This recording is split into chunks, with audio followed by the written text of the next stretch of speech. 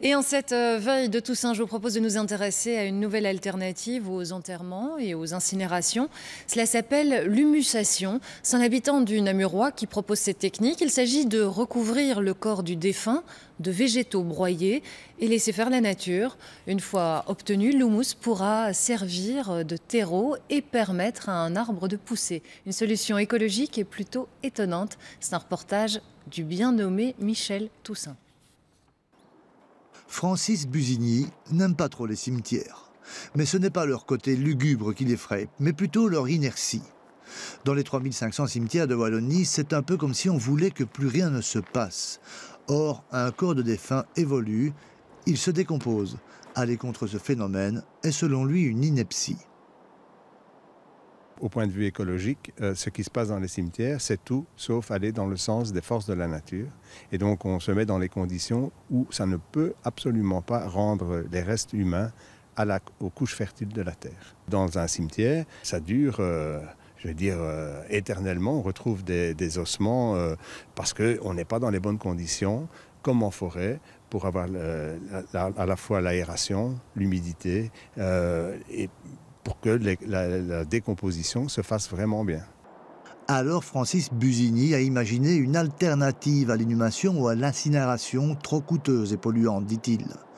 Il a créé l'humusation, non pas un retour à la poussière, mais à un humus fertile.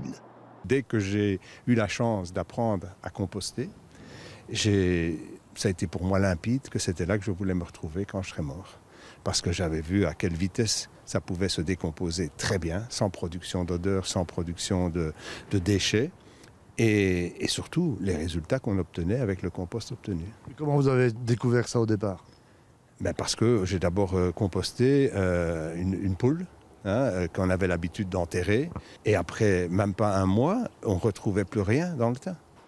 Son système est simple, à la base des végétaux broyés. On va déposer la dépouille dans son linceul, sur ce lit douillet de broyat de bois d'élagage. On va mettre une partie des fleurs qu'on a apportées pour la cérémonie, et puis on va recouvrir le tout de encore 2 mètres cubes de broyat pour faire un monument vivant. On est 12 mois plus tard, et donc tout s'est décomposé, tout s'est métamorphosé en humus, et donc on ne retrouve plus rien.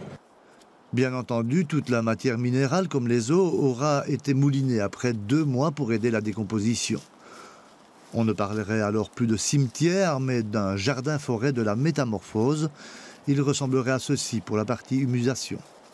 On y trouvera 2 espaces. Un espace pour l'humusation des corps. C'est un espace où chaque corps y passera seulement 1 an. Et un espace du souvenir, où on va pouvoir semer les graines pour les espaces commémoratifs individuels pour les personnes qui le souhaiteraient. Chaque défunt donnerait naissance à un arbre. Ce système n'existe nulle part et il n'y a pas de cadre légal chez nous pour le développer. Mais son concepteur tente de convaincre les politiques. Pour lui, l'humusation est une ultime manière de faire un geste pour la planète.